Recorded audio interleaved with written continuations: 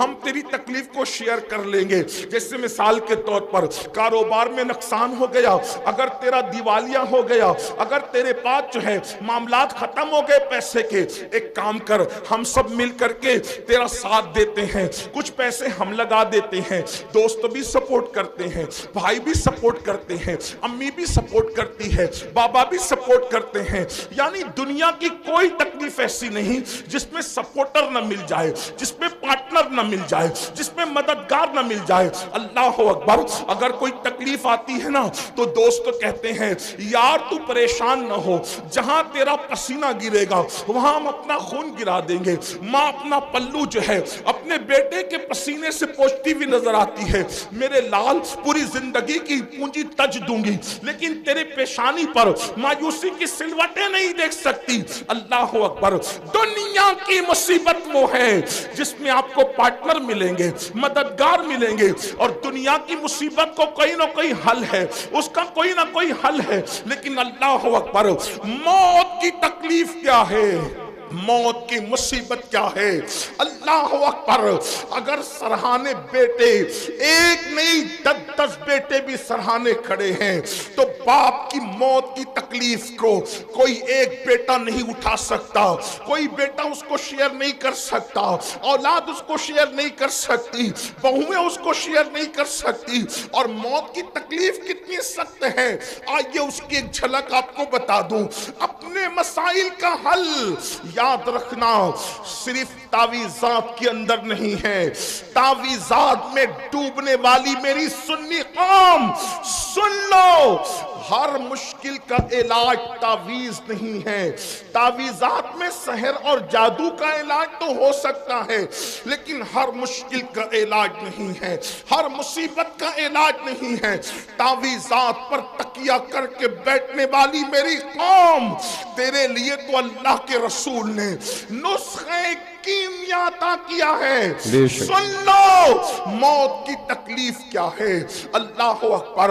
صحابی رسول حضرت سیدنا عمرو ابن عاص رضی اللہ تعالیٰ عنہ ارشاد فرماتے ہیں, جس کو فقیہ ابو اللیث سمرقندی لکھتے ہیں, کیا لکھتے ہیں, اللہ اکبر. جب کوئی انسان دنیا سے جا رہا ہو, جب کسی کی روح نکل رہی ہو, جب کسی کو موت آ رہی ہو, اللہ اکبر, یہاں نیک اور بد کی تمیز نہیں ہے, یہ نیک اور گنہگار کی ابھی یہاں پر تفریق نہیں ہے, یا مطلقاً سب کے لیے بیان کیا جا رہا ہے. جب کوئی دنیا سے جاتا ہے چاہے نیک ہو یا گنہگار, اس کے سینے پر ایسا بوجھ لگتا ہے, ایسا لگتا ہے کہ جیسے زمین اور آسمان کو اس کے سینے پہ رکھ دیا گیا ہو. اگر کسی کے سینے پر زمین اور آسمان رکھ دیا جائے تو اس وقت تو اس کو کتنی تکلیف ہوگی. اس وقت تو اس مرنے والے کو تکلیف ہوتی ہے. اپنے کانوں میں ایئر فون لگا کر گانے سننے والے جوانوں کی توجہ چاہتا ہوں, شراب کی نشستوں کو آگ آباد کرنے والوں کی توجہ چاہتا ہوں, رات رات بھر انٹرنیٹ پر بیٹھ کر زنا کے مناظر دیکھنے والوں کی توجہ چاہتا ہوں. میرے بھائیوں غور تو کرو, ایک منزل وہ آپ پر بھی آنی ہے, وہ مجھ پر بھی آنی ہے. وہ منزل کون سی ہے؟ وہ موت کی منزل ہے, وہ گھاٹی موت کی گھاٹی ہے, مرنا سب کو ہے. اللہ اللہ. صحابی رسول حضرت عمرو ابن عاص رضی اللہ تعالیٰ عنہ کہتے ہیں, زمین اور آسمان اگر کسی کے سینے پہ سمیٹ کر رکھ دیا جائے تو اس وقت جو اس کی تکلیف ہوگی وہ تکلیف مرنے والے کو ہوتی ہے. ذرا تصور کرو, اگر گھر کا پنکھا سینے پہ گر جائے ہم برداشت نہیں کر سکتے. اللہ اکبر. سینے پہ پتھر لگ جائے ہم برداشت نہیں کر سکتے. ڈرائیونگ کرتے وقت اگر کار کی اسٹیئرنگ سینے پر آ جائے ہم برداشت نہیں کر سکتے. اللہ اکبر. وہ کیفیت آپ پر بھی آنے والی ہے, وہ کیفیت مجھ پر بھی آنے والی ہے. اندھیرا گھر, اکیلی جان, دم گھٹتا, دل اکتا پتا، خدا کو یاد کر پیارے، وہ ساعت آنے والی ہے، اللہ اکبر، سینے پہ زمین اور آسمان کو رکھ دیا جائے تو وہ تکلیف نہ ہوگی، مرتے وقت وہ تکلیف ہوگی۔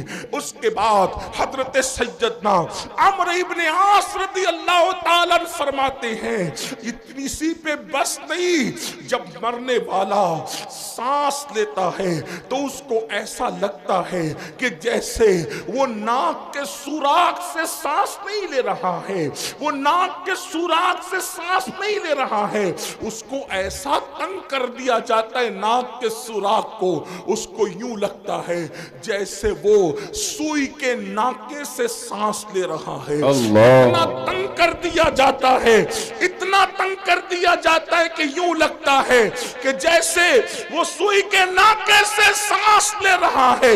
میرے پیارے آقا صلی اللہ علیہ وآلہ وسلم کے پیارے دیوانوں، اسی پر بس نہیں، حضرت سیدنا عمرو ابن عاص فرماتے ہیں اللہ اکبر، اگر کسی کے پیٹ میں ببل کا درخت اگا دیا جائے اور پھر اس کی ڈنٹھل اس کے نیچے کے مقام سے کوئی کھینچے اس طرح سے کہ اس کی رگ رگ میں ببل کا کانٹا چبا ہوا ہو اور کھینچنے والا زور سے کھینچے تو اس وقت اس کے پیٹ کی کیفیت کیا ہوگی، اس وقت اس کی رگوں کی کیفیت کیا ہوگی، اس وقت اس کی شریانوں کی کیفیت کیا ہوگی۔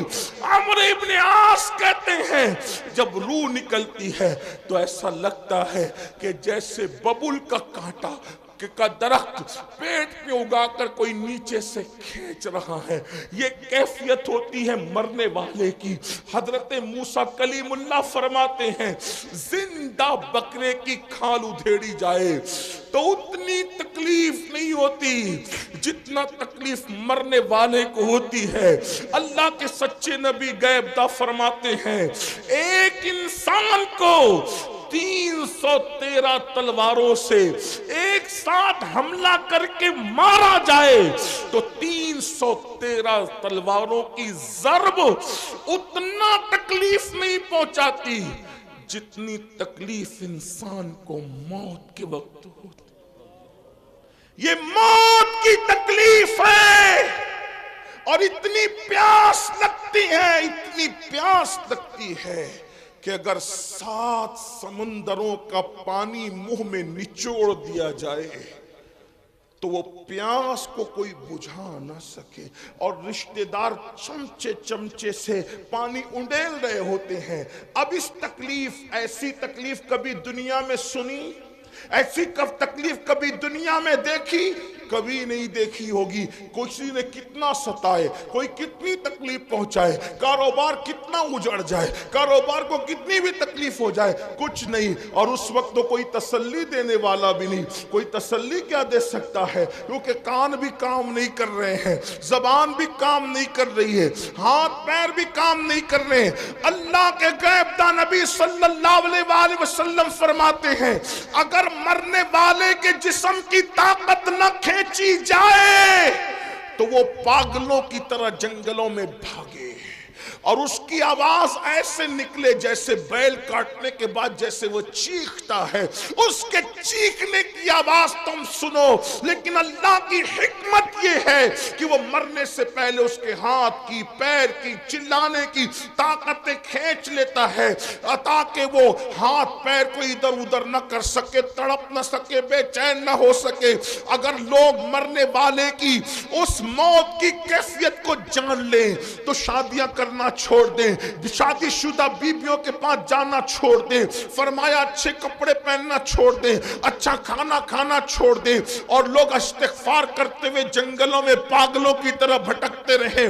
مرنے والے کو موت کے وقت جو تکلیف ہوتی ہے وہ تکلیف جانوروں کو پتہ چل جائے تو تم کو گوشت کھانے نہ ملے، جانوروں کی چمڑی سے ان کی ہڈی سے ان کی چمڑی لگ جائے، جانور جو ہے وہ گوشت ختم کر دیں، یہ کیفیت ہے مرتے وقت की। लेकिन अब सुनना मुसलमानों, मेरे उसी नबी ने जिसने ये तकलीफें बयान की, फरमाते सूरह यासीन पढ़ो। अगर तुम कुरान की तिलावत मरने वाले के पास करोगे तो कुरान की तिलावत की बरकत से उसकी ये सब तकलीफें खत्म हो जाएगी, तकलीफों में आसानी हो जाएगी। अब मैं पूछना चाहता हूं, जिस कुरान की बरकत से, जिस कुरान की बरकत से मौत की तकलीफ आसान हो सकती है, उस कुरान की बरकत से जिंदगियों की तकलीफ क्यों आसान नहीं हो सकती? अंदाजा फरमाए। और फिर अल्लाह अकबर, अल्लाह अकबर, वहां कुरान की तिलावत वो खुद नहीं कर रहा है मरने वाला, तवज्जो करें, कुरान की तिलावत वो खुद नहीं कर रहा है, दूसरा करे उसके पास बैठकर, तो उसको यूं बरकतें नसीब हो जाए। जब दूसरे की तिलावत की बरकतों का ये आलम है, अगर इंसान कुरान की खुद तिलावत करे तो बरकतों का आलम क्या हो? कुरान का दामन पकड़ो और कुरान पर अमल करो। कुरान मुकद्दस की सिर्फ तिलावत न करो बल्कि कुरान पर अमल करो। आप ये जो सुनते हैं ना, कुरान को थामने वाली कौम, ए बोरिया नशीन कौम, वो कौम जो अरब की बोरिया नशीन थी, वो कौम जो नमक और काफुर में फर्क नहीं कर पाती थी, वो कौम, अल्लाह अकबर, जिस कौम ने गुर्बत में जिंदगी गुजारी, जब उनके पास कुरान आया और उन्होंने कुरान का दामन पकड़ा, तो कुरान का दामन पकड़कर वो लोग जो अरब के बोरिया नशीन थे, कैसर और किसरा के ताजदार बन गए। कैसर और किसरा के ताजदार किसने बनाया? कुरान को थामने ने। आज मैं अपनी कौम को पहला पैगाम ये देना चाहता हूँ, कुरान थाम लो, कुरान पकड़ लो। सिर्फ तीजे 10वें 20वें पे कुरान पढ़ने की किताब नहीं, बल्कि कुरान रोज पढ़े और कंजुल ईमान तर्जुमे के साथ पढ़े। कुरान को तर्जुमे कंजुल ईमान के साथ, उर्दू जबान में जो सही तर्जुमे हुए हैं उसमें सही तरीन तर्जुमों में सफ़े अव्वल पे जो तर्जुमा है उसको कंजुल ईमान कहते हैं। कंजुल ईमान को अपनी जिंदगी में शामिल करो, कम से कम एक सफा पढ़ो, और सिर्फ इसलिए नहीं, तिलावत की नियत से नहीं, ये बात याद रखना, सिर्फ उसको पढ़कर समझो और समझ करके साथ में सदुल्ला फाजिल, फखरुल मासिल, अल्लामा सैयद नईमुद्दीन मुरादाबादी की जो मुख्तसर तफसीर है खजाइनुल इरफान शरीफ, आपके मुरादाबाद के वो अजीम हस्ती बल्कि आराम भी फरमा रहे हैं, अल्लाह अकबर, वो तफसीर भी पढ़ो, बहुत शॉर्ट में बहुत खूबसूरत और जामे तफसीर है, और फिर उसको अपनी जिंदगी में दाखिल करने की कोशिश करो। आपसे पूछता हूं, जो कुरान की आयत लिख के सीने पे लटका ले, जब उसके मसाइल हल होते हैं, तो जो कुरान को अपनी जिंदगी में दाखिल कर ले, जो कुरान को अपनी जिंदगी में शामिल कर ले, आप जानते हैं कुरान अगर पढ़ोगे तो कुरान पढ़ने की बरकत से लोगों का खौफ दिल से निकलेगा। कुरान की तिलावत करोगे, जबान पर सच्चाई जारी होगी। कुरान की तिलावत करोगे, आपकी शख्सियत बारोब बनेगी। कुरान की तिलावत करोगे, आपकी शख्सियत बाअसर बनेगी। कुरान की तिलावत करोगे, आपकी जिल्लतें इज्जतों में तब्दील हो जाएगी। कुरान की तिलावत करोगे, नाकामियां कामयाबियों में तब्दील हो जाएगी। कुरान की तिलावत करोगे, दुश्मनों को अल्लाह तुम्हारे कदमों में झुकाएगा। दुश्मन कितना भी बुलंद होगा वो नीचे होगा और तुम ऊपर नजर आओगे। कुरान पकड़ कर तो देखो, कुरान थाम कर तो देखो, कुरान को ताक की जीनत बनाने वाले, कुरान को अपने सीने की जीनत बना के देख, कुरान को ताकों में रखने वाले और जुस्तान में लपेट कर बंद करने वाले, उसको अपने दिल में बंद करके देख। कुरान मुकद्दस को सच्चे दिल से थाम के देखो, इंशाअल्लाह जब वो दुश्मन मगलूब होगा, आपको गलबा नसीब होगा। वक्त کی حکومتیں تمہارے قدموں میں گرتی نظر آئے گی۔ ایک بار قرآن پکڑ کر دیکھو، قرآن تھام کے دیکھو، سب کی کتابیں پڑھنے والوں رب کی کتاب پڑھ کے دیکھو، سب کی کتابوں پہ دل دینے والوں رب کی کتاب کو دل دے کے دیکھو۔ میرے آقا فرماتے ہیں زمین پہ کھڑے رہنے والے کو آسمان کے تارے چمکتے نظر آتے ہیں، مگر آسمان والوں کو وہ گھر ستاروں کی طرح چمکتے دکھتے ہیں جس گھر میں قرآن کی تلاوت ہوتی ہے۔ جس گھر میں تلاوت نہ ہو وہ گھر ویران قبرستان کی طرح ہے۔ قرآن کو پکڑو، اس لیے کہ قرآن ادنا کو اعلیٰ کر دیتا ہے، قرآن بلند کر دیتا ہے، قرآن عزت دیتا ہے، قرآن عروج دیتا ہے، قرآن کامیابی دیتا ہے، قرآن کامرانی دیتا ہے۔ اللہ اکبر، قرآن اللہ کی کتاب ہے، قرآن کلام اللہ ہے۔ اللہ اکبر، یہ اللہ کی نازل کردہ کتاب ہے۔ جس نے قرآن پڑھا اس کی زندگی سنور گئی۔ اور میرے آقا نے 23 سال کی قلیل مدت میں جو انقلاب برپا کیا تھا وہ قرآن کا انقلاب تھا، قرآن کی تلاوت کا انقلاب تھا، تعلیم قرآن کا انقلاب تھا۔ ایک روایت دل کے کانوں سے سن لے۔ ایک شخص ہے جن کا نام حضرت طفیل ہے، حضرت طفیل ابن عمرو دوسی ہے۔ اللہ اکبر، وہ مکہ المکرمہ آئے۔ توجہ کرنا میرے نوجوانوں، جو بوڑھے ہیں انہوں نے تو دنیا دیکھ لی ہے۔ اے جوانوں، اب دنیا کے چیلنجز کا مقابلہ ہمیں کرنا ہے، ہمیں قرآن تھامنا ہے، قرآن لے کر آگے بڑھنا ہے۔ قرآن کی طرف آؤ۔ اللہ کے نبی نے قرآن کی طرف بلایا، نہ عرب کی طرف بلایا، نہ عجم کی طرف بلایا، نہ سیاہی کی طرف بلایا، نہ سفیدی کی طرف بلایا۔ میرے آقا نے نہ خطے کی طرف بلایا، نہ قبیلے کی طرف بلایا، حضور نے قرآن کی طرف بلایا۔ آؤ قرآن کی طرف پلٹیں، آؤ قرآن کی طرف رجوع کریں، آؤ قرآن کی طرف توجہ کریں۔ اللہ اللہ، دشمن دوست کیسے ہوتے ہیں، بیگانہ اپنا کیسے ہوتا ہے۔ اللہ اللہ، طفیل ابن عمر کہتے ہیں کہ میں مکہ تجارت کے لیے آیا تھا، مکے میں ہنگامہ تھا، مکے میں طوفان تھا۔ کیا طوفان تھا؟ جو بھی تاجر مکے میں آتا اس کو آتے ہی مکے والے گھیر لیتے۔ مکے کے وہ دشمن، وہ گنڈے جو رسول اللہ کے خلاف تھے، وہ گھیر لیتے۔ ان میں اونچا اور بڑا نام جو ہے، اللہ اکبر، اس بدماشی میں ابو جہل کا ہے۔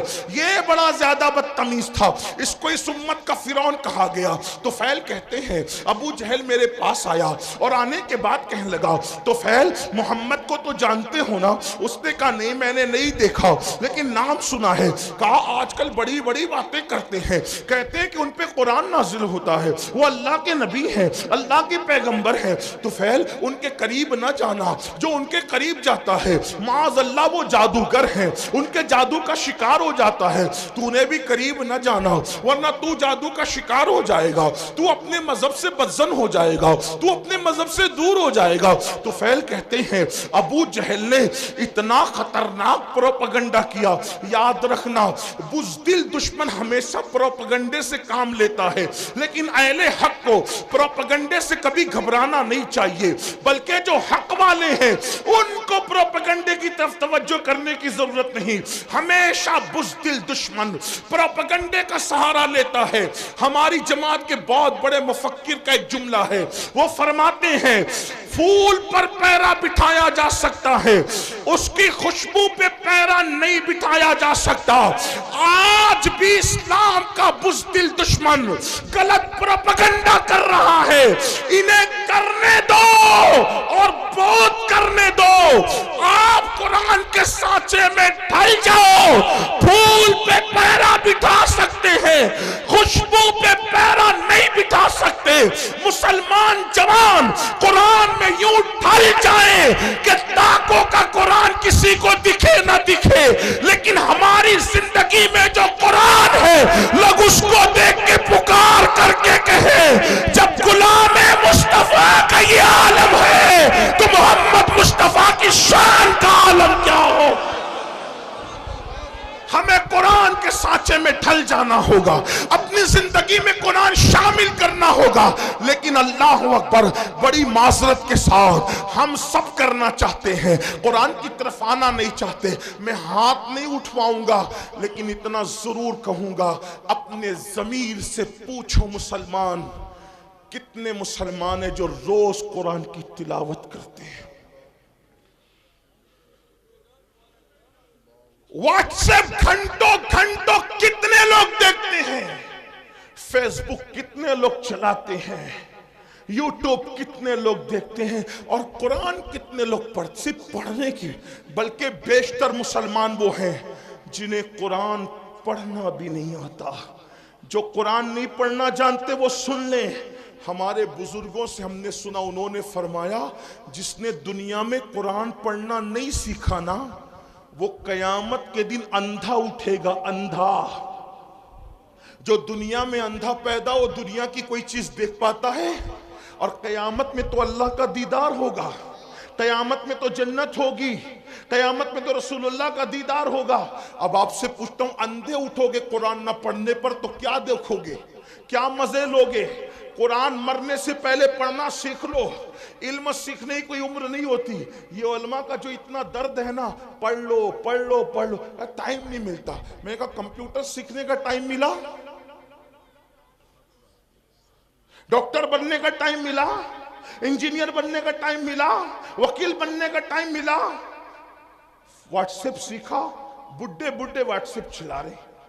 چلائیں، اچھی بات ہے، کوئی میں وہ نہیں کرتا، لیکن بڈھے واٹس ایپ چلا رہے تو تنگ کیے ہوئے جن کے پاس نمبر ہے، ہر 2-4 منٹ پر کچھ نہ کچھ ڈالتے رہتے، کیونکہ کوئی کام ہی نہیں۔ وہ بڑے بوڑھے، معاف کرنا، بڑی عجیب بات ہو گئی ہے۔ نوجوان تو جہاں بیٹھے وہاں، بلکہ اب تو لوگ اسٹیج پر بھی موبائل سے نظریں نہیں ہٹاتے، وہ اس پہ گھسے ہی رہتے ہیں۔ حالانکہ فرمایا گیا جب رسول اللہ کی بات ہو رہی ہو تو اس بات کا احترام ایسے ہی کیا جائے جیسے اگر حضور ہمارے سامنے ظاہر میں موجود ہوتے تو ہم حضور کا کتنا احترام کرتے۔ حضور کی باتوں کا بھی اتنا ہی احترام ہونا چاہیے۔ کیا موبائل موبائل موبائل کا نشہ تاری ہے ایک دم، اور لوگ ہنستے ہیں اصلاح کرنے پر۔ حضور کی باتیں ہو رہی ہے، موبائل میں ہے، موبائل لے کر کے کھڑے، موبائل لے کر کے بیٹھے۔ اللہ کے بندو، جب پتا ہے کہ بیان ریکارڈ ہو رہا ہے، اس میں مل جائے گا، تم اپنا وقت ضائع کیوں کر رہے؟ تمہاری پوری توجہ موبائل پر ہے، تمہاری توجہ حضور کے فرامین پر کب ہے؟ محروم نہ بنو، آداب سیکھو، زندگی گزارنے کا طریقہ سیکھو۔ عرض کیا کر رہا تھا؟ غلط پروپیگنڈا ہونے دو، قرآن سیکھو، قرآن اپنی زندگی میں شامل کرو۔ اور فقیر کی بات لکھ کے رکھنا، قرآن جس دن مسلمان کی زندگی میں شامل ہو جائے، اس دن ہمارے لیے انقلاب کا دن ہوگا، اس دن ہمارے لیے ترقی کا دن ہوگا۔ قرآن تھام لو، سیکھ لو، اور قرآن سیکھنے کے لیے کوئی اچھا عالم مل جائے، 3 مہینے سے زیادہ کا وقت نہیں لگتا۔ 3 مہینے میں قرآن پڑھنا سیکھو، اور اچھے سے اگر 5 پارے پڑھ لیے کسی اچھے عالم سے تو آگے کے 25 پارے آپ خود پڑھ سکتے ہو۔ اس لیے میری گزارش ہے، یہ رجب کا مہینہ چل رہا ہے، اتنے ہزاروں کے مجمع سے اگر آپ یہ کہتے نا کہ امیر القادری ہمارے پیر پکڑے گا تو ہم قرآن پڑھ لیں گے، تو اللہ کے عزت کی قسم کھا کے کہتا ہوں، میں آپ کے پیر پکڑ کر کہتا کہ قرآن پڑھ لو۔ ڈاکٹر بنو، ٹیچر بنو، انجینئر بنو، سب بنو، لیکن پہلے قرآن کے قاری بنو، کیونکہ ساری ڈگریاں قبر کے باہر رہ جائے گی، جو ڈگری قبر کے اندر کام آئے گی وہ ایمان کی ڈگری ہوگی، جو ڈگری قبر تک جائے گی۔ بلکہ جو قرآن دنیا میں پڑھتا تھا اس کو قبر میں بھی تلاوت کا شرف نصیب ہوگا، قبر میں بھی وہ قرآن پڑھے گا۔ قرآن سے شوق پیدا کرو، قرآن سے ذوق پیدا کرو، اور جب قرآن پڑھنے لگو گے تو میری بات پر آپ کو یقین آئے گا۔ آج نہیں آتا، آپ کو قرآن کے بغیر اچھا ہی نہیں لگے گا۔ قرآن آپ کو بڑا خوبصورت، اللہ کا کلام ہے میرے بھائی، اللہ کا کلام کیا چیز، اللہ کا کلام، اللہ کا کلام ہے. یہ بات کہہ دوں، خدا سے اچھا کوئی نہیں، اس کے کلام سے اچھا کسی کا کلام. اپنے بچوں کو بھی پڑھاؤ. جو صرف اپنے بچے کو دیکھ کے ناظرہ قرآن پڑھا دیتا ہے، اللہ اس کے اگلے پچھلے گناہ معاف کر دیتا ہے. لیکن خالہ اماں سے نہیں پڑھانا، ایرے گہرے سے نہیں پڑھانا. جو بہترین قاری مخرج کے ساتھ صحیح پڑھا سکتا ہو اس کو پڑھانا. کیونکہ ٹیوشن اور کوچنگ کے لیے تم ہزاروں روپے خرچ کرتے ہو، تو قرآن پڑھانے کے لیے اگر لاکھوں کرنا پڑے تو لاکھوں خرچہ کرو. میں ان مدارس کو سلام کرتا ہوں جو اخلاص کے ساتھ قرآن کی خدمت کر رہے ہیں. ان علماء کی عظمت کو سلام کرتے ہیں جو قرآن کی خدمت کر رہے ہیں. اللہ اکبر. دشمن نے غلط پروپیگنڈا کیا ابو جہل نے. طفیل اتنے اس سے متاثر ہو گئے، کانوں میں روئی ٹھوس لی، روئی ڈال لی کان میں. توجہ کرنا، بہت بڑی ذمہ داری ہمارے سروں پر ہے مسلمان جوانوں. کانوں میں روئی ڈال لی اس نے، طفیل نے. اور اس کے بعد سوچا کہ حضور کی آواز میرے کان میں نہیں آنا چاہیے، میں ملوں گا بھی نہیں، ان کی بات سنوں گا بھی نہیں. کہتے ہیں طفیل آخری رات آ گئی. اب مجھے، چونکہ میں مکہ تجارت کے لیے آیا تھا، آخری رات آ گئی. مجھے مکے سے جانا کہاں تھا؟ اپنے وطن. میں نے سوچا محمد عربی تو گھر میں سو رہے ہوں گے، چلو چل کر آدھی رات کے بعد کعبے کا طواف کر لیتے ہوئے. کعبے کا طواف اور حج وغیرہ اسلام سے پہلے بھی لوگ جو مسلمان نہیں تھے مکے والے وہ بھی کرتے تھے، آس پاس والے بھی کرتے تھے.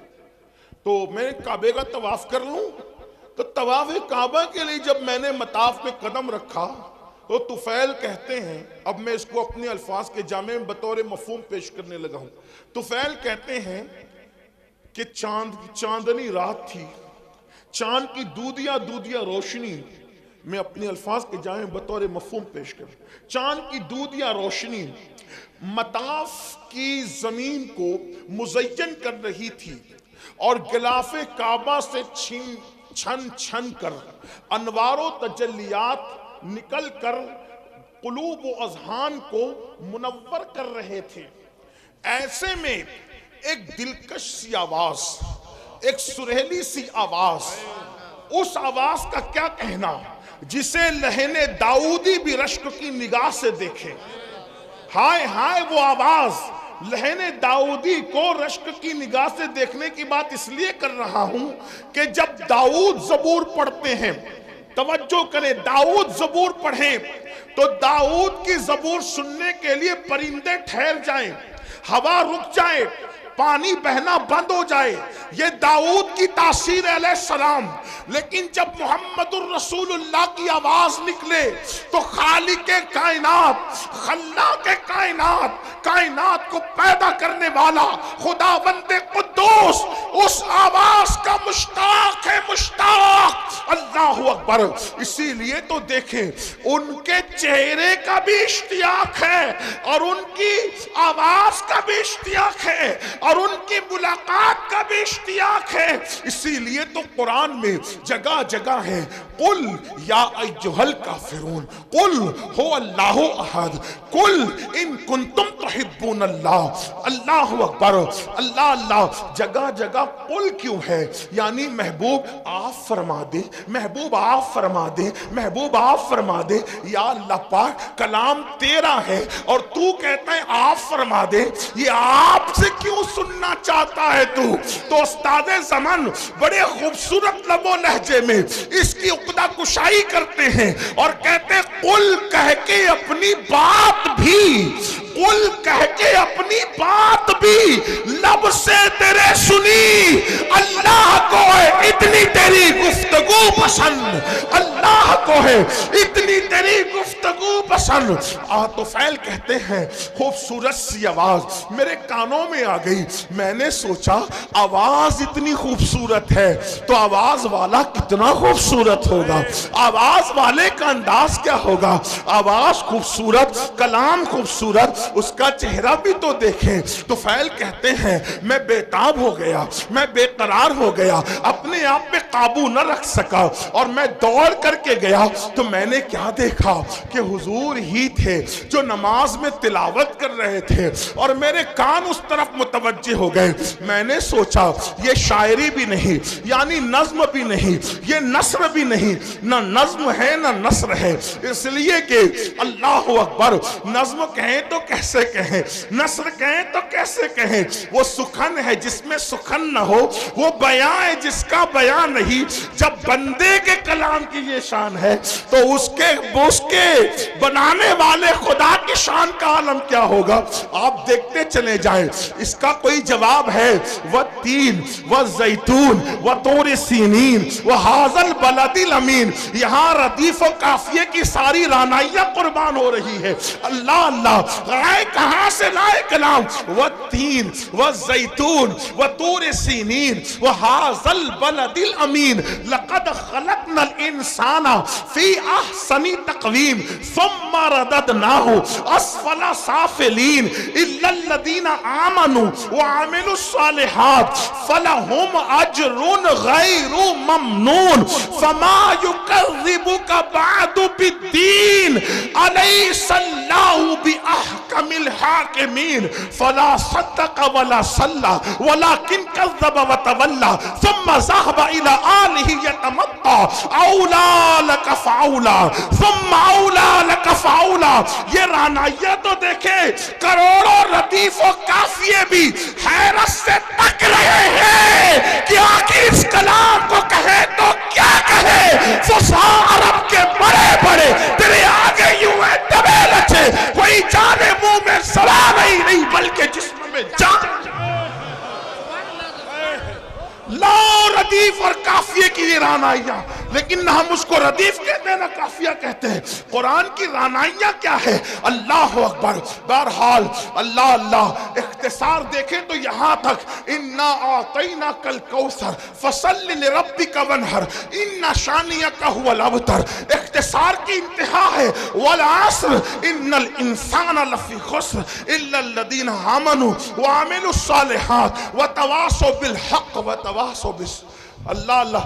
اور معنی کا حال یہ توجہ کرے, کسی کے کلام میں اتنے معنی نہیں. توجہ ہے آپ کی, جس کے رب کے کلام میں معنی. قرآن کا نزول بند ہو گیا, قرآن کا نزول بند ہو گیا, معنی کا نزول آج بھی غلاموں کے دل پہ ہو رہا ہے.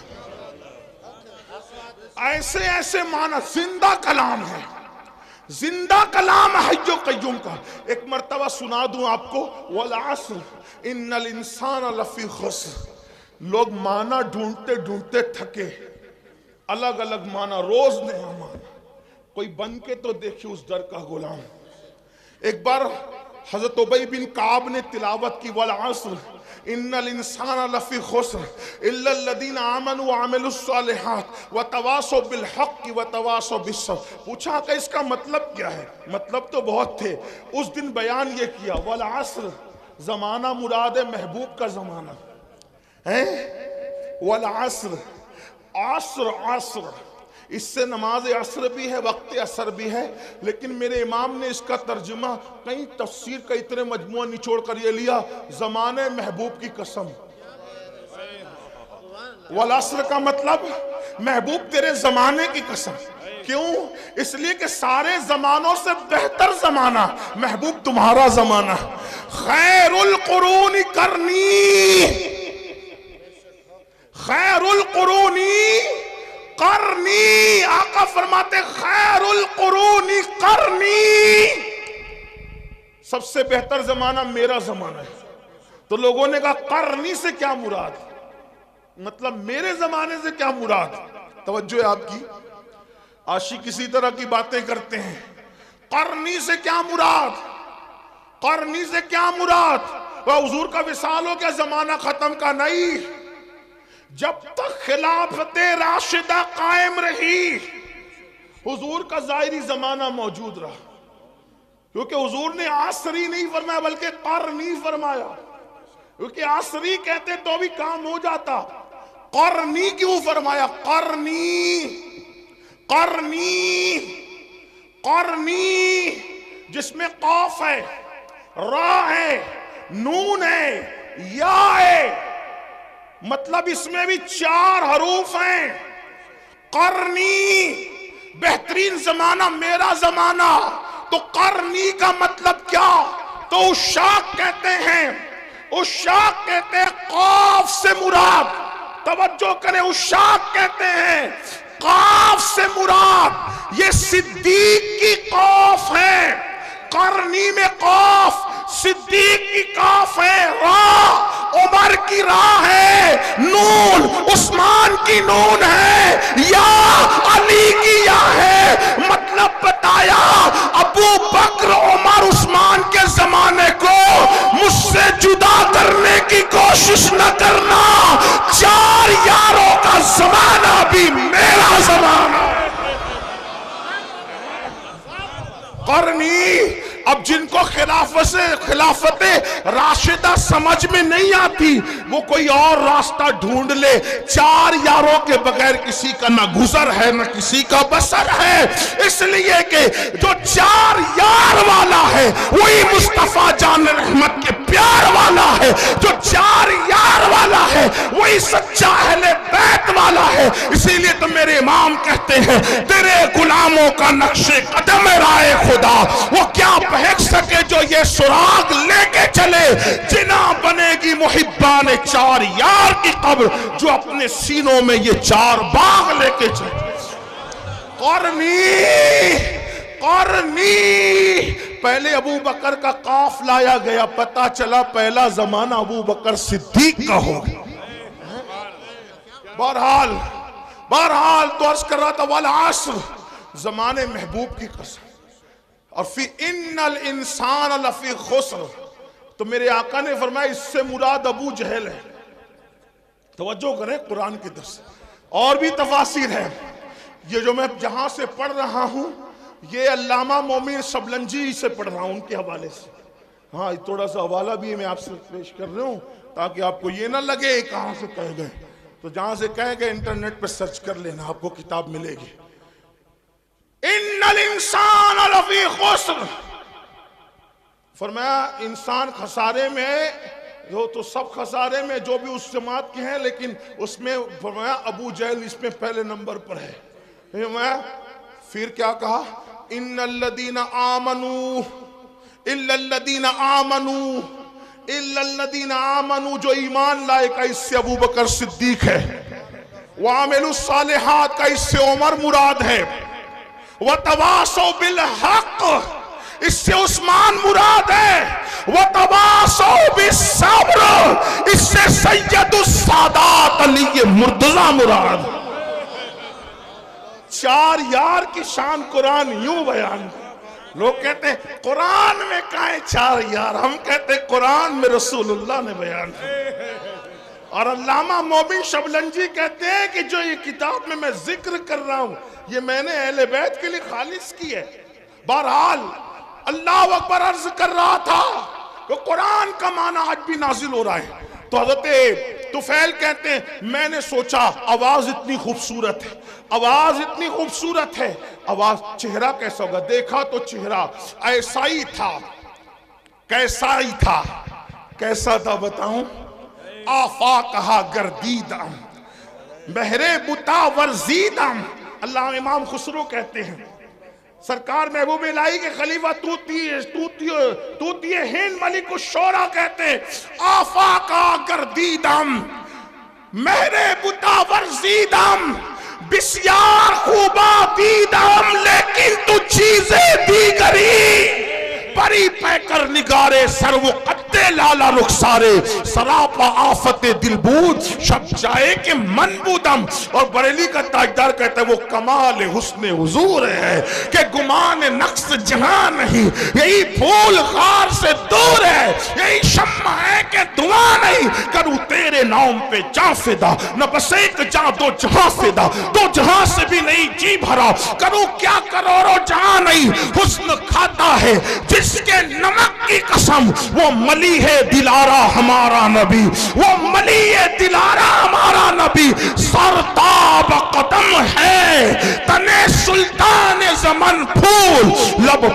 پھول دہن پھول سکن پھول بدن پھول، یہ شان ہے۔ بہرحال میں نے کہا تھا وقت زیادہ نہیں لوں گا، لیکن بہرحال حدیں ٹوٹ رہی ہے، میں سمیٹتا ہوں اپنی بات کو۔ اللہ اللہ، طفیل نے کہا یہ شان، یہ انداز، یہ ادائیں، اللہ اللہ، نماز مکمل ہوئی۔ آپ کون ہیں؟ دل تو چھین لیا، دل آپ کون ہیں؟ مسکرا کے کہا ہائے ہائے، ادائیں دل ربانہ تو دیکھیں، گفتگو کا انداز تو دیکھیں، کوئی ان کو سن کر بات کرنا سیکھے تو زمانہ خرید لے، زمانہ خرید لے۔ اگر ان کی گفتگو سنتا نا عزیز مصر تو یوسف کا خریدنے والا خود یہاں بک جاتا۔ ان کو دیکھ لیتی نا مصر کی عورتیں تو انگلیاں کاٹنے کی بجائے اپنے دلوں پہ چھریاں پھیر لیتے۔ یہ کیسے تھے اور کیسے ہیں اور کیا ہیں؟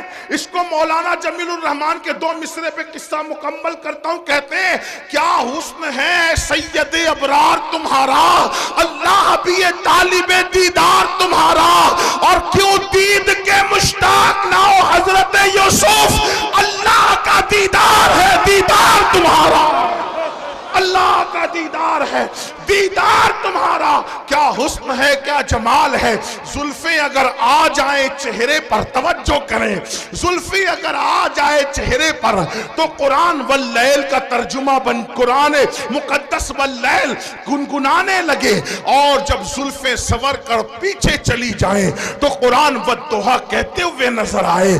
اگر خرام ناز کریں مکے کی گلیوں میں تو قرآن کہے لا اقسم بہذا البلد، کھائی قرآن کھا کے گزر کی قسم، اس کفے پاکی حرمت پہ لاکھوں سلام۔ ہائے ہائے ہائے، اللہ اکبر۔ حال یہ ہے اگر مسکرا دے تو وہ نجم کی تفسیر بن جائے، اگر زلفیں بکھر جائیں قرآن کی آیتوں کی تفسیر ہو جائے۔ علامہ عبد الرحمن جامی کہتے ہیں آیات قرآن ابرویت، گیسوئے قرآن، تفسیر قرآن گیسویت، آیات قرآن ابرویت، تفسیر قرآن گیسویت، روئے تو قرآن ماں ایمات ہوئی ایمات ہوئی۔ کہتے ہیں آپ کی بھویں، آپ کی ابرو، آپ کی ابرو قرآن کی آیتیں ہیں میرے لیے تو، اور آپ کی زلفیں تفسیر قرآن کی، اور کہتے روئے تو قرآن ماں، میرا قرآن تو آپ کا چہرہ ہے، ایمات ہوئی ایمات ہوئی، آپ بھی ایمان ہے آپ بھی ایمان ہے۔ اور بریلی سے عبد الرحمن جامی کا ترجمہ یوں ہوتا ہے اللہ کی سرتاب قدم شان ہے یہ، انسان ہے انسان، وہ انسان ہے یہ، قرآن تو ایمان بتاتا ہے انہیں، ایمان یہ کہتا ہے میری جان ہے۔ لَقَ بَدْرٌ فِي الْوَجْهِ الْأَجْمَلِ خط حال ماز الفابر اجل، تورے چندن چندرو پرو کنڈل رحمت کی بھرن برسا جانا۔ کون ہے آپ کون ہے؟ تو کہا میں محمد ہوں۔ فرمایا میں محمد ہوں۔ بھئیہ بیٹھو، تھوڑا ٹائم بچا لو، سردی کا خیال کرو، لوگوں کی ضرورت کا خیال، اللہ عمر دراز دے آپ کو۔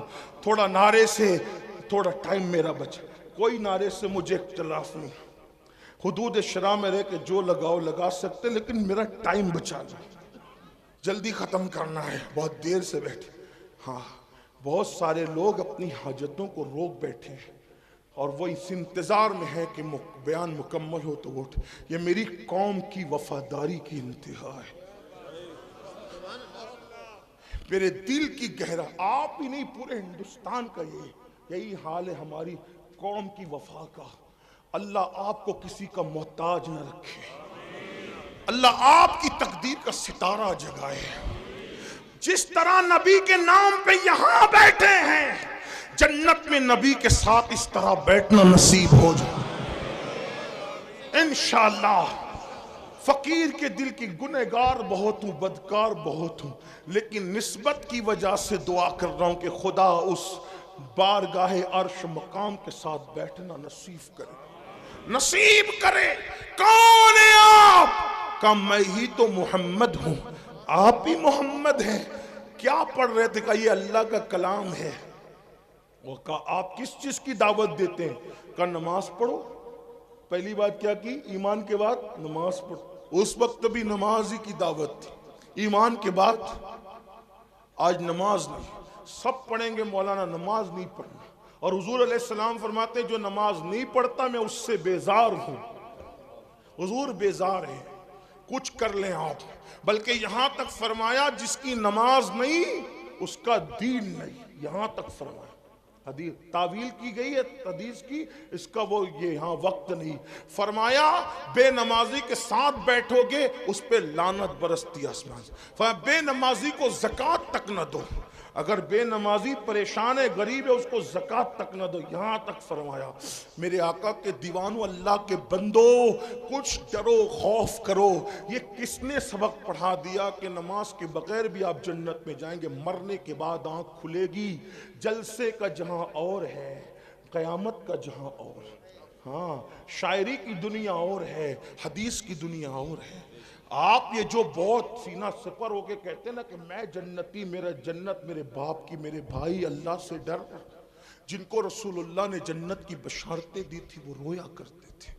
نماز پڑھو، نماز مسجدوں کو آباد کرو، توبہ کرو بے نمازی پن سے۔ اور فرمایا نہ ایمان لے آؤ، نماز کی دعوت، بدکاری سے بچو، رشتہ داروں کے حقوق ادا۔ فرمایا کتنی اچھی تعلیم ہے آپ کی، تو وین نے کہا کتنی اچھی تعلیم ہے آپ کی، وہ فرمایا یہی تعلیم ہے۔ وہ ابو جہل تو وہ گنڈا گردی کر رہا تھا، آپ کے خلاف بہکاتا تھا، حضور نے فرمایا کہ اس کی اپنی بات ہے، لیکن میری بات یہ کہا جو آپ کہتے ہیں اگر وہی حق ہے مجھے بھی مسلمان بنا دے۔ طفیل قرآن سن کے مسلمان ہے، اس کی حضور اب اپنے وطن جانا چاہتا ہوں، کوئی نشانی دے دے۔ سرکار نے پیشانی پہ ہاتھ لگایا تو پیشانی چمک اٹھی، لے جا، اس کی روشنی نکل رہی ہے۔ کہا حضور میری قوم اتنی توہم پرست ہے، کہے گی کہ اسلام قبول کیا تو برس کا نشان آ گیا تو وہ اور بدزن ہوگی۔ فرمایا یہ نشانی مجھے ہاتھ پہ دے دے۔ حضور نے ہاتھ پہ ہاتھ لگایا تو ہاتھ روشن ہوا۔ ہائے ہائے ہائے، ہمارے بزرگوں نے صوفیہ فرماتے ہیں کسی کا رومال استعمال نہیں کریں، ورنہ جس کا ہے اور اس کے درمیان بغض پیدا ہو سکتا۔ صوفیہ کا قول حدیث میں نہیں ہے۔ تو میرے بھائی میں تو محبت بڑھانے آئے ہوں، ایسا ظلم نہ کرو، محبت میں آپ دے رہے ہو لیکن میں تو چاہتے بڑھانا۔ حضور نے فرمایا جس سے محبت کرو گے قیامت میں اس کے ساتھ رہو۔ ان علماء اور سیدوں سے محبت کیوں نہ کر لوں کہ اپنا بھی بیڑا پار ہو جائے۔ ہاں، اور نشانی دے دی ہاتھ پہ۔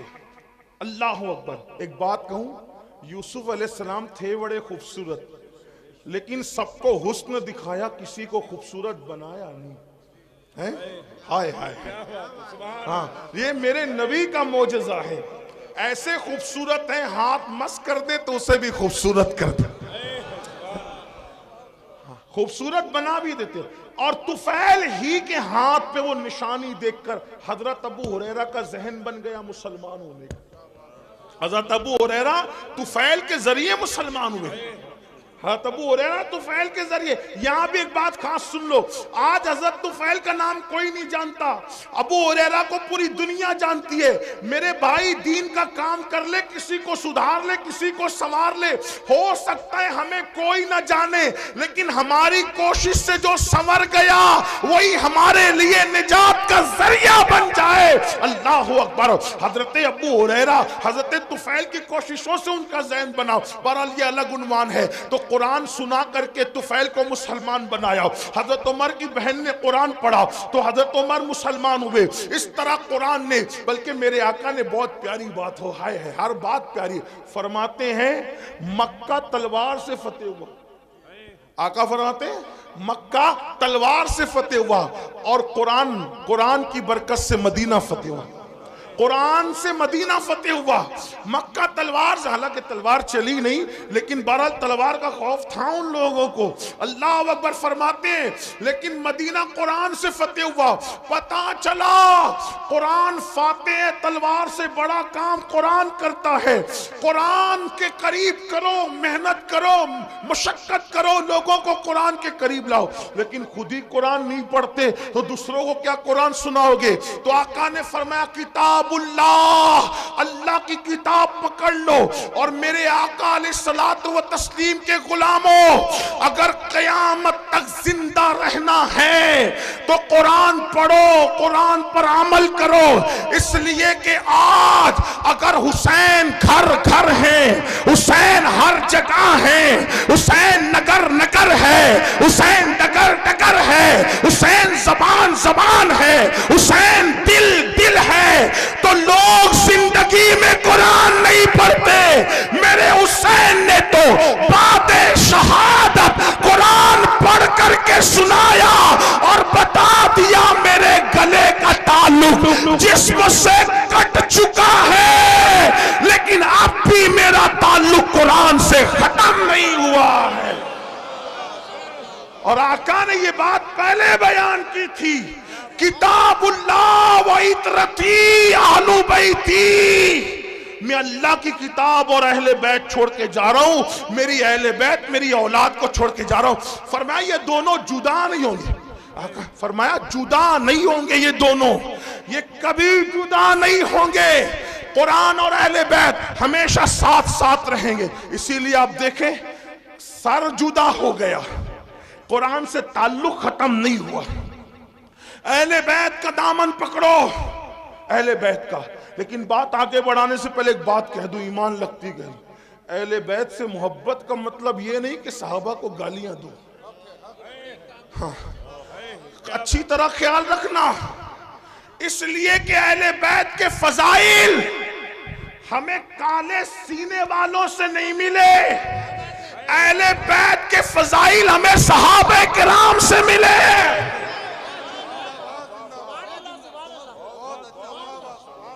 اس لیے جن کے سینے پٹ رہے ہیں انہیں پٹنے دو, کیونکہ یہاں بھی پٹنا ہے وہاں بھی پٹنا ہے. یہاں خود پیٹ رہے ہیں وہاں فرشتے پیٹیں گے. کیوں؟ کیونکہ یہ سینہ چار یاروں کی محبت سے جو خالی ہے وہ پٹنے کے قابل ہے. اور الحمدللہ سچا سنی یہاں بھی پھولوں میں ہے اور اہل بیت کے صدقے وہاں بھی پھولوں میں ہے. لیکن اہل بیت کے نام پہ سیاست نہ ہو, صحابہ اہل بیت سے محبت کرو. میں کہتا ہوں ذمہ داری سے کہہ رہا ہوں, اپنی گفتگو کا ذمہ دار میں اکیلا ہوں, ان سے کسی سے نہیں پوچھنا, میں ذمہ دار ہوں. یہ بات یاد رکھیں, اہل بیت سے خوب محبت کرو, ڈٹ کے کرو, بہت ٹوٹ کے کرو, بہت شدت سے کرو, محبت خوب کرو. لیکن صحابہ میں سے کسی کی بھی بال کے نوک کے کروڑویں درجے کے برابر بھی بے ادبی نہ کرنا. کیوں؟ اس لیے کہ نبی کا صحابی ہے. اگر کوئی ایک بار آ کر ہم سے کہے میں نے خواب میں حضور کو دیکھا, تو کیسے اس کا ادب کرتے ہو؟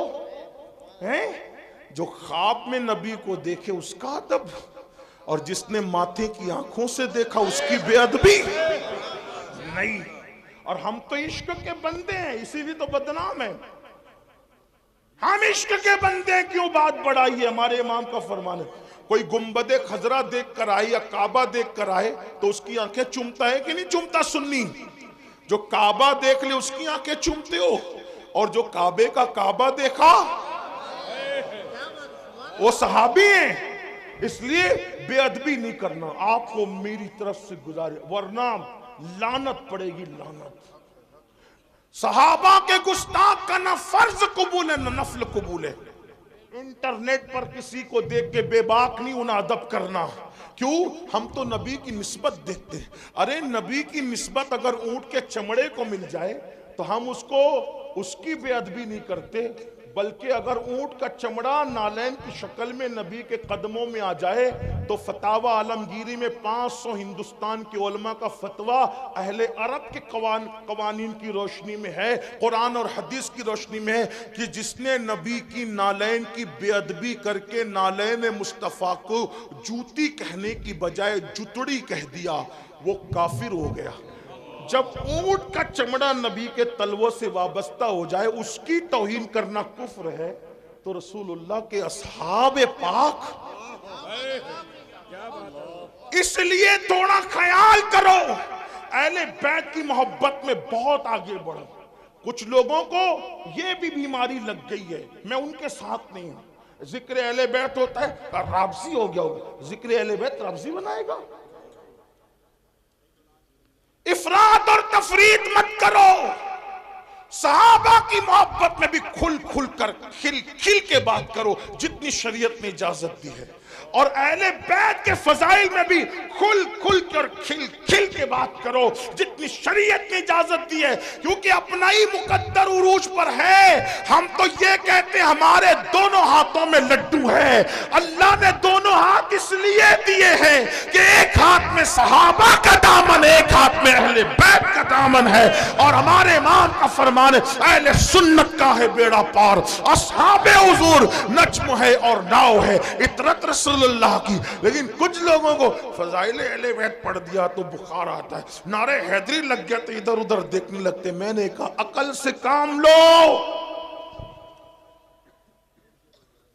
صحابہ کہتے ہیں کہ جب بدعتیں ابھرنے لگی، بدعتیں رواج پانے لگی، اور اسلام میں غدار گھسنے لگے، اسلام کے غدار، اور محفل میں وفادار اور غدار سب آتے، تو ہم وفادار اور غدار میں فرق کرنے کے لیے کہ چھانٹے کیسے وفاداروں کو اور غداروں کو، تو صحابہ کہتے کہ جب وفادار اور غدار میں فرق کرنا ہوتا تو ہم علی علی علی علی علی علی علی علی علی علی علی علی علی علی کرنے لگتے، علی کا ذکر کرنے لگتے۔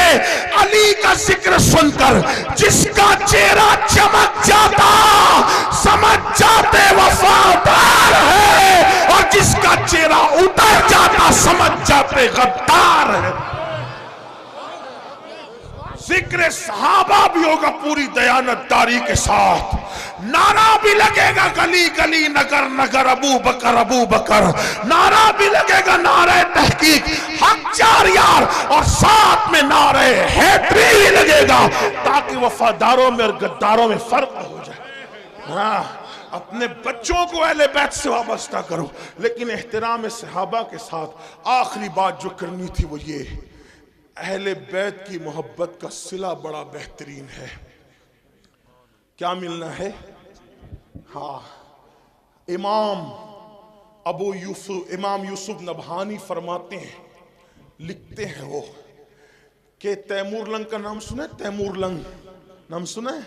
ہاں، تیمور لنگ اچھے بھی کہ برے، بادشاہوں کا حال یہی تھا، اچھے بھی کرتے تھے برے بھی، کسی بادشاہ کی تائید نہیں کر سکتے، جیسے ہم سیاسی لیڈروں کی کچھ مکمل تائید نہیں کر سکتے نا، ویسے ان کی بھی کوئی اچھا بھی کرتے ہیں برا بھی کرتے ہیں، ہم کس کے ذمہ دار ہیں؟ اس کے عمل کا وہ ذمہ دار۔ ہاں، تیمور نے بھی اچھا بھی کیا برا بھی کیا، اس لیے کہتا ہوں بادشاہوں کے لیے تھوڑا سا احتیاط سے کام لیا کریں، بہت بڑھایا چڑھایا نہ کرے بادشاہوں کو، ہاں بادشاہوں کو بہت بڑھایا چڑھایا نہ کریں، احتیاط سے، اچھا بھی کیا برا بھی کیا، سب نے الا ماشاءاللہ، چند ہے انگلیوں پہ گنو گے بس اتنے۔ تو تیمور اچھا آدمی تھا لیکن کچھ برا بھی کیا تھا اس نے، اور دوست تو آدمی کو زیادہ جانتا ہے۔ تیمور کا انتقال ہو گیا، تیمور لنگ کا نہیں، توجہ شاید آپ کی سردی، ہاں سردی غالب نہ آ جائے، کیونکہ آقاؤں کا ذکر ہو رہا ہے نا، ہائے ہائے ہائے، ان کا ذکر ہو رہا ہے، خدا کی عزت کی قسم، جن کا ذکر مقدر بدل دیتا ہے، تقدیر بدلتا ہے، اور ان کی شان دیکھو بیان ہو ہی نہیں سکتی۔ ہاں، کیوں نہیں ہو سکتی بتائے؟ خون رسول ہے نا،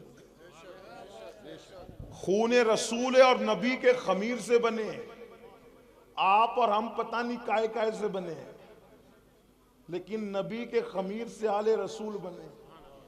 ہاں، نبی کے خمیر سے آل رسول، بے دم یہی تو پانچ ہے۔ ہاں، ان کی مکمل تعریف کا حق ادا نہیں ہو سکتا۔ کیوں نہیں ہو سکتا؟ خون رسول، خمیر رسول ہے۔ میرے امام کہتے ہیں خون خیر الرسل سے ہیں جن کا خمیر، ان کی بے لوث طینت پہ لاکھوں سلام، آب تطہیر سے جس میں پودے جمے اس ریاض نجابت پہ لاکھوں سلام، پار ہائے صوف اگر اردو جانتے ہو یو پی والے تو اللہ کی قسم توجہ کریں، بڑے مشاعرے سنے ہوگے، پار ہائے صحف گنچہائے قدس، جو کہنا کہ اہل بیت کا ذکر لفظی بناتا ہے ان سے کہنا اس کا مطلب بتا۔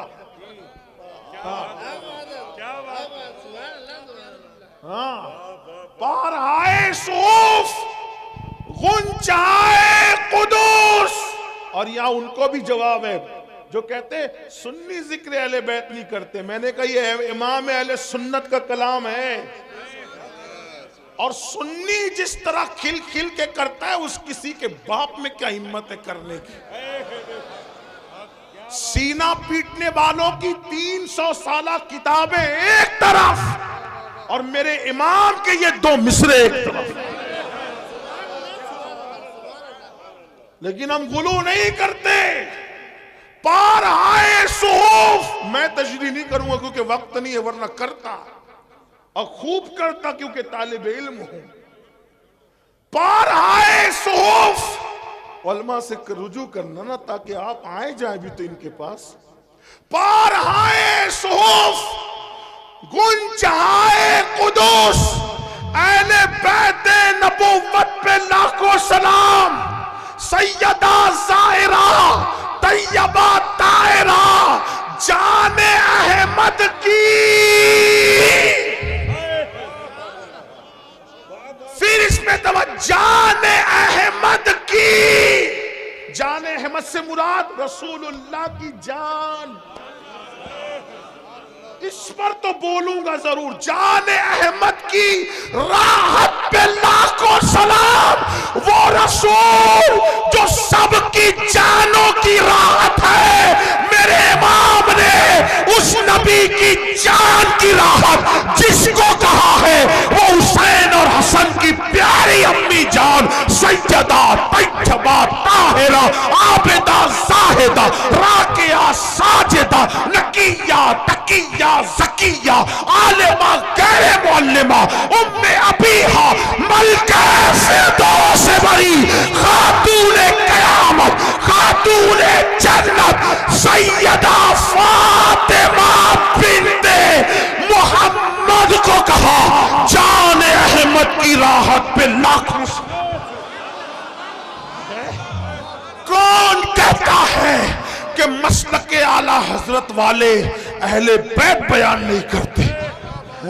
اعلیٰ حضرت نے کہا نا جان احمد کی راحت، جان احمد کی راحت۔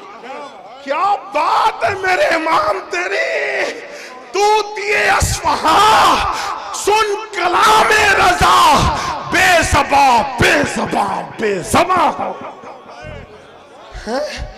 اے رضا جانے العادل، تیرے نغموں کے نثار بلبلے باغے مدینہ، تیرا کہنا کیا؟ ہم نے کہا فضائل اہل بیت اور صحابہ بیان کرنے کے لیے ہمیں دائیں بائیں دیکھنے کی ضرورت ہی نہیں۔ جیسے ہمارے لیے فتاوی رضویہ فقہی مسائل اور حدیث میں رہنمائی کرتا ہے، وہی فتاوی رضویہ تو صحابہ اور اہل بیت میں بھی رہنمائی کر رہا ہے۔ لیکن کوئی پڑھے عابدہ زاہدہ طیبہ طاہرہ جان احمد کی، کیا کہیں اور کیا نہ کہیں؟ بھائی میں کیا کہہ سکتا ہوں میرے بھائی، بس اتنا کہہ دوں، ایک بات آپ کو کہوں، جب کوئی بات نہیں بنتی بیان کرنے میں تو آدمی کا آخری جملہ کیا بولتا ہے؟ کیا بولتا ہے آخری جملہ بتائے؟ کیا بولتا ہے؟ آپ کیا بولتے ہیں؟ آپ کیا بولتے نہیں پتا؟ ہمارے مہاراشٹر میں بولتے ہیں کھانا کیسا بنا؟ کیا پوچھتے ہیں؟ ارے کیا بات ہے یار، مطلب ساری لغت ختم ہے۔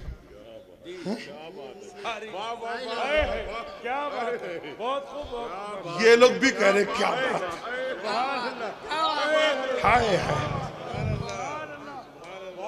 بھائی جب بات مکمل بیان نہیں ہو سکتی اور آدمی تھک جاتا ہے تو سب کچھ بولنے کے لیے کیا کہتا ہے؟ کیا کھانا کیسا بنا؟ کیا بات ہے۔ میرا بچہ کیسا لگا؟ ارے کیا بات ہے۔ بچی دیکھنے گئے تھے رشتے کے لیے، کیسی لگی؟ کیا بات، تاج محل دیکھا کیسا لگا؟ کیا بات ہے!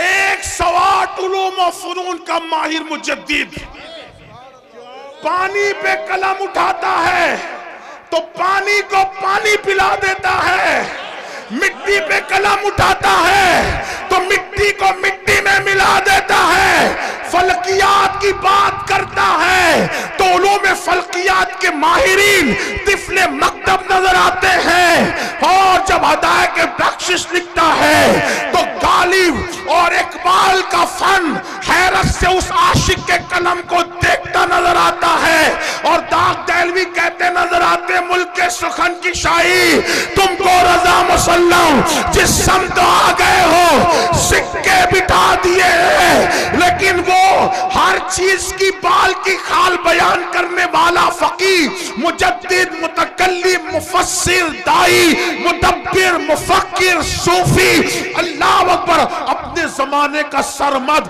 حسان الہند، بلال ہند، یا ہر بات کھل کھل کر کہہ دے، ہر بات کھل کھل کر کہہ دے، لیکن جب نبی کی اہل بیت کی بات آتی ہے تو پھر وہ بھی کہتا ہے کیا بات رضا!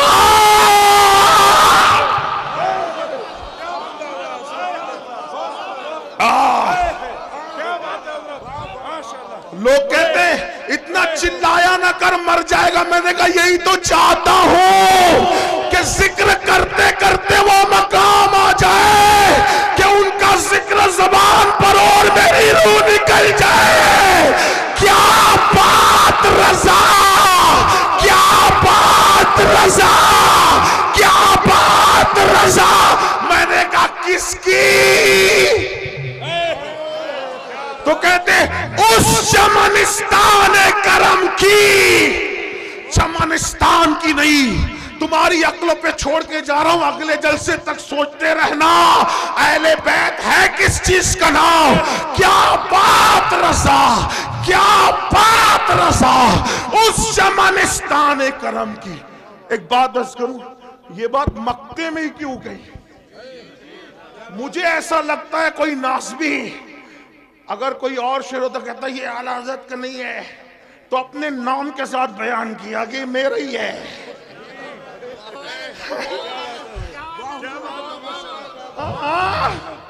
کیا بات رضا، اپنے نام کے ساتھ کہہ دیا میرا ہی ہے۔ بہت سے شعر اقبال کے آئے نا، بھائی اقبال کا نہیں ہے، وہ کہتے ہیں نا با مصطفیٰ بارسا خیشرہ کے دی، کچھ لوگ کہتے ہیں اقبال کا نہیں ہے۔ ہم کہتے ہیں کہ یہاں اقبال نے اپنا نام نہیں لیا، امام احمد رضا بڑے دانا اور مدبر تھے، نام کے ساتھ بتایا یہ میرا ہی کلام ہے۔ اہل بیت کا سچا وفادار احمد رضا، اہل بیت کی چوکھٹ کا عظیم محافظ احمد رضا، ارے 14ویں صدی کے سید کی پالکی کو جو کاندھا دے، وہ 900 سال کے پہلے سید معین الدین چشتی کا کتنا وفادار ہوگا۔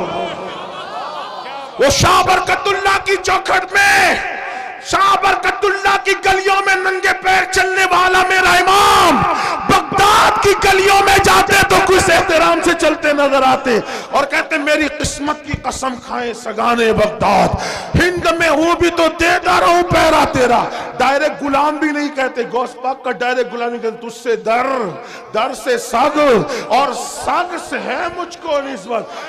جو سیدہ کے بیٹے کا اتنا احترام کرتا ہو وہ سیدہ کا کتنا احترام کرتا ہوگا، وہ حسنین کریمین کا کتنا احترام کرتا ہو۔ کہتے کیا بات رضا، میرے امام کس کی؟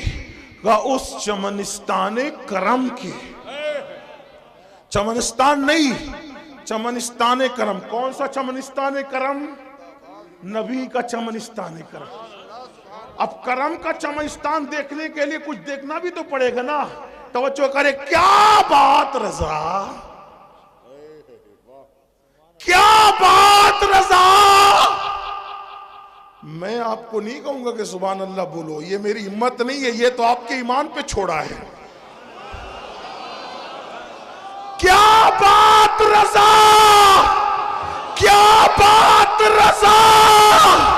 اس چمنستان کرم کی کا کس زندگی کا سارا